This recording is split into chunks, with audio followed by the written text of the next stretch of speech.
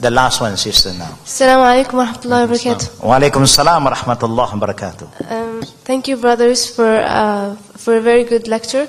I just have a question about the parents' rights over the children. The parents' right now. Yeah, I know that you should listen to your parents whatever they ask you. You should do whatever they tell you. But when it comes to sunnah, for example, when you want to grow your beard, and they say it's only a sunnah, don't do it, and they get really, really mad. So, or other typical sunnah mu'akkada. No. Is it right to say that it's not necessary? Because I've heard some, can I call them liberal shuyukh, who says when it's sunnah you don't have to.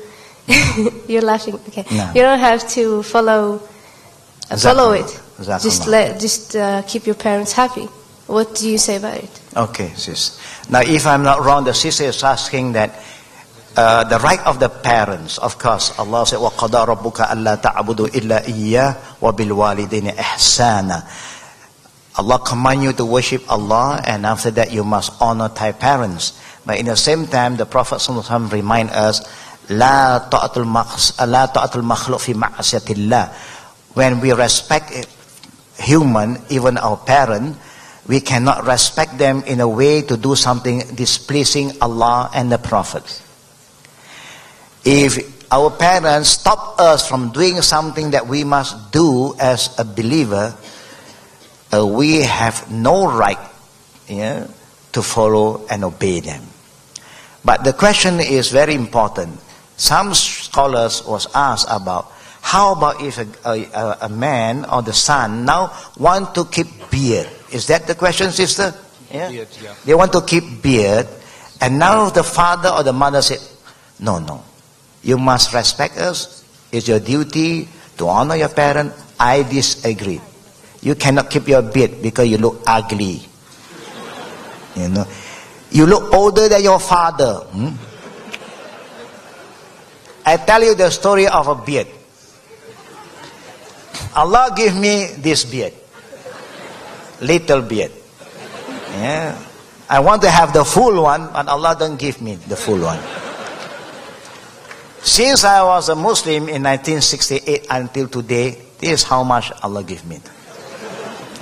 But one day, when I was still very young in Islam, when I was sitting in a ferry, moving from the island to the mainland, so there's another group of elderly Muslim who are clean shave.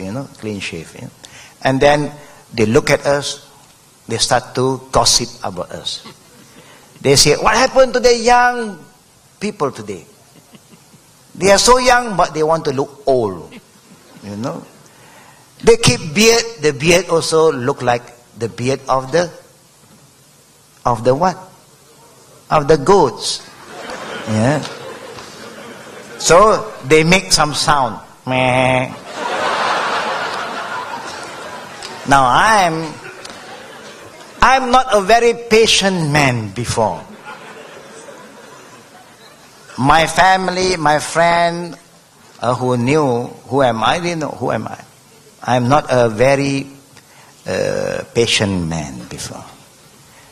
Normally, last time we were known as street fighter. We are people on the street. Fighting is our hobby. But alhamdulillah, after I enter Islam, Allah give me the patience. But even how patient am I? Now this guy, this born Muslim, elderly Muslim, if he do not want to keep his beard, that is his problem. Because it's his face. It's not my face. But when I want to keep this beard because I know Prophet command me, it's not a sunnah, it's wajib. Because there are a sunnah that is sunnat, there are sunnah that is wajib. Any command from the Prophet, it is no more a sunnah, it's wajib. But if the Prophet just recommend you, not a command, then it become a sunnah. There's a difference between sunnah wajib, sunnah sunnat, sunnah adat, sunnah ibadah, sunnah mu'akkad, sunnah ghair mu'akkad. There are different type of sunnah. You must understand. A lot of Muslims are so confused about this sunnah. If they say it's sunnah, then it's true. If they don't understand the concept sunnah, it's just a sunnah. The Prophet said, Inna Allah la yaqbalu tatawwa'a hatta tuaddi farida. Allah will not accept anything that is optional if what is obligatory is not been fulfilled. Honoring your parent is wajib.